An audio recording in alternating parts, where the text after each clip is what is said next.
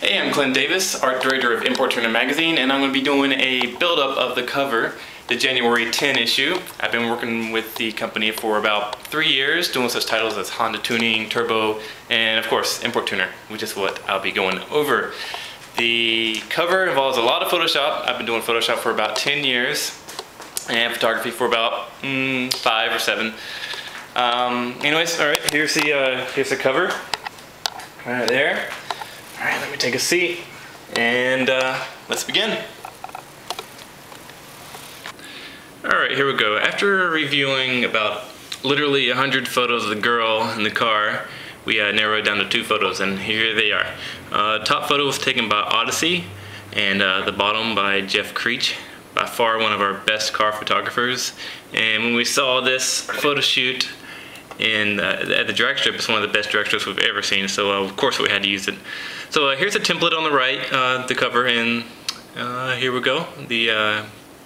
Here's the girl isolated alone, and very important tool you need to learn is the path tool.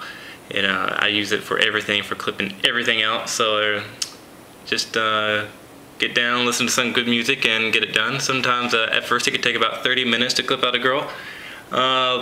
Me, about 3 minutes now. I've really gotten pretty freaking quick at it.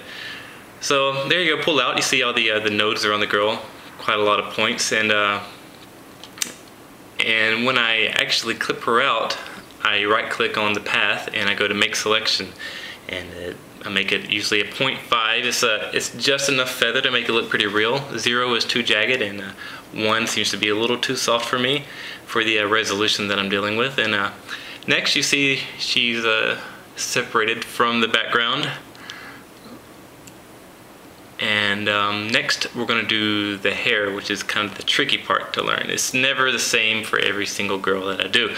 Luckily it's taken on a black background, so it's really easy to tell the difference. If you go to the channels, the one in between layers and paths on the right, it'll show each color channel, and it depends between which one, but some have more distinction between the hair and the background than others. So find the one that has the best distinction and make a selection of that, and create a new alpha channel, and from there go to color range and try to pick out just the whites. And if you had the little ants marching, you probably know what I'm talking about. You make a selection of that and separate it from the girl, and you have your own little hair layer. It looks pretty bad on the gray background, but we'll fix that a little bit later. Alright, here's the first rendering of the cover, just the car and the logo. And next we throw the girl in, starting to come together a little bit. And the car needed to be a little bit bigger, so there you go. And cloned some of the ground in, got rid of the background. And there you go, there's a background picture that I took of Long Beach. I don't know, sometimes I cycle between 5, 6, 7 photos of the background. Just, it depends what looks best, what mood I'm in, what I have for lunch. And that's the one I chose for this month. It shows a lot of power, I think, with the electrical lines. There you go, getting rid of the sand and making it look a little bit more real, retaining the old pavement, and cycling through some different colors for the logo and the background, adding some vignette.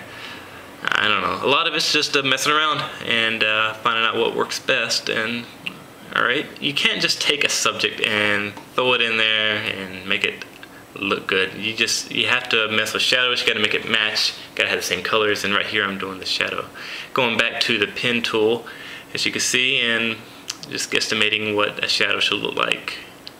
And again, it just takes a lot of trial and error sometimes. There you go, you can hardly see it, but subtle differences can really make a big difference in the end. You could really see it, of course, on the real cover. There you go, adding some smoke, probably with the old layer from the car, just masking that over some more. Adding more pop to the background. Ah, shit, I can't believe I said that word. I hate the word pop. Anyways, here we go, we're getting to the hair. Like I said, it looked really bad before, and now we're just making a thin selection of just the outer rim of her hair. It's kind of a popular technique now, which is called rim lighting, so it works really well. Just take a sliver of the hairs and jack it up to white, and it looks like a photographer put a rim light on her hair. It works pretty well majority of the time. There you go, back out. And you can see it all coming together now. And adding some more smoke, some more detail.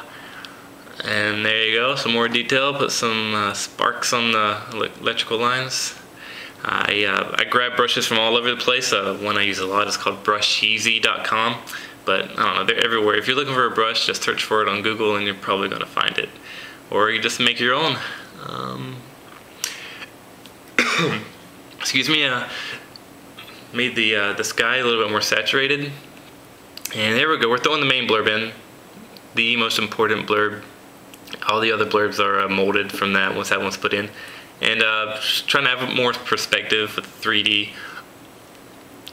Just distorting that every which way, finding out which works best. And alright, we're mostly done with Photoshop, and I'm going to bring it into Indesign. There's my Indesign file on the left. It's the last month cover. So what I'm going to do, I'm going to take the Photoshop file on the right and place it on Indesign on the left. And this is what we're seeing. Here are the rest of the blurbs that I threw in there. So you can see why it's so important to put the main blurb in there first and then just flow the rest of them in there. And from then on, it's just tweaking it, spacing them out, making them look all nice and neat. And yeah. There's the cover in just a couple of minutes. So if you have any questions, hit me up. I'll try to ask any and all that I can. Alright, later.